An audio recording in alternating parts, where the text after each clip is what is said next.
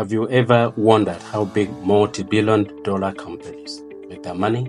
Do they ever buy goods on credit? And do people or companies owe them? How do they handle such transactions?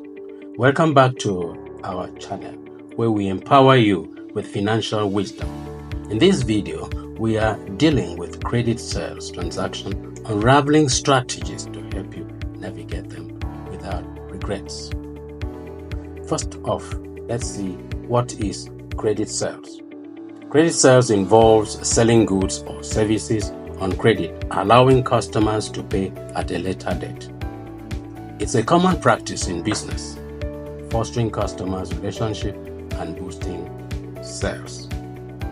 But you have to realize that there are some pitfalls while you do this in order to encourage customers to patronize you and increase sales. And what are these pitfalls? One, it affects the cash flow. It's a cash flow challenge. Delayed payments can strain your cash flow, affecting operations and growth. Two, bad debt risks. That is, customers may default on payment, thereby leading to bad debts and financial losses to your company. The third is the impact it has on profitability. That is, extended credit terms can diminish your profit due to interest costs and administrative burdens that this brings to you. So now, let's look at the essential tips for handling credit sales. The first, to know who you are lending to. Put sentiments aside. In Africa, particularly Nigeria and similar places where you have people give so much attention to relatives and all this, church member and all this, if you bring this sentiment into your business, you're going to see a downfall. So you have to put that aside. So while trying to conduct credit checks to see the credit worthiness of customers, you must bear this in mind, that business is business. So use credit reports, references, and payment history to assess the risk levels of each customer effectively. Point number two, tip number two, establish clear credit policies. Define clear credit terms, including payment due, debts, late fees, and credit limits. They are essential. You need to do right from the word go.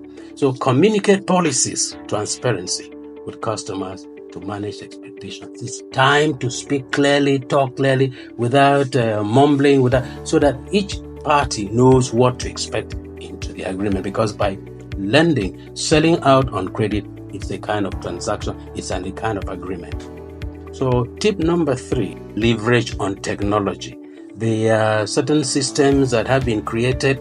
I wonder if your business is small or if it is a large one, this is capable of acquiring some form of technology in terms of equipment, in terms of documentations that would help you do this. But if you're a small business, as I imagine you may be, then you have to document everything. You automate your invoice generation, payment reminders, and credit evaluations in order to enhance your efficiency. Otherwise, things jumble up. Tip number four, implement stringent collection procedures. If you sell on credit and you do not get it back, then obviously you're not in business. So you have to develop a structured approach to follow up on overdue payments. Send polite reminders through maybe emails, phone calls, or letters in order to prompt your debtors to timely settle their debts. You also have to consider offering incentives for early payments to incentivize promptness. If some of them come early to pay, then you must show appreciation. Tip number five, you have to diversify your customer base.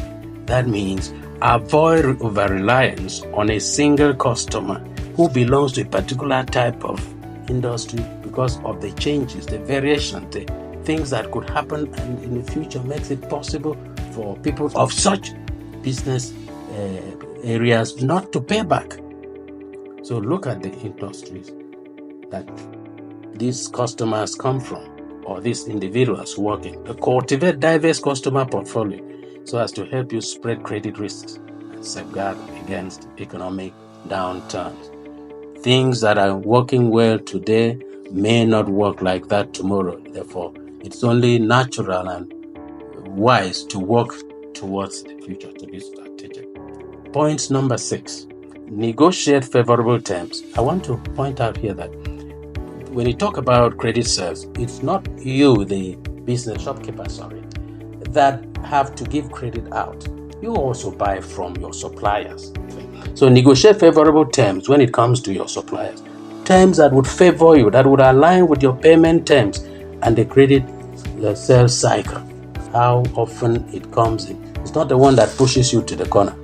Seek discount for early payment or negotiation. Extended credit term to optimize cash flow, to make money in and out as it flows properly so that your business grows and develops. Tip number 7, monitor receivables proactively. What are receivables? The monies that are paid back by your customers. So keep a close eye on the accounts, the receivable, and the reports to identify delinquent accounts promptly. Customers who are playing hanky-panky and don't want to pay up in time. You have to spot this so you know what to do to get back the money. Implement regular reviews of outstanding balances to detect trends and address the issues promptly. Some people just run their account, particularly when you are operating a business that seems to be flowing, and so as the money comes in volume, you think all is well, ignoring the outstanding. Now you have to be careful, look at it, and then know what to do so that you can, from the trend, how things work, you should be able to know what to do to keep your transaction working. If this video, if our lessons here are of use to you, please like it, share it, subscribe. Thank you for doing that. Let's go back now. Point number 8, enforce consequences for non-payment. Establish a clear escalation process for handling such delinquent accounts. Consider enlisting the help of collection agencies or legal recourse as a last resort to recover overdue payments. These are kind of things that occur once in a time.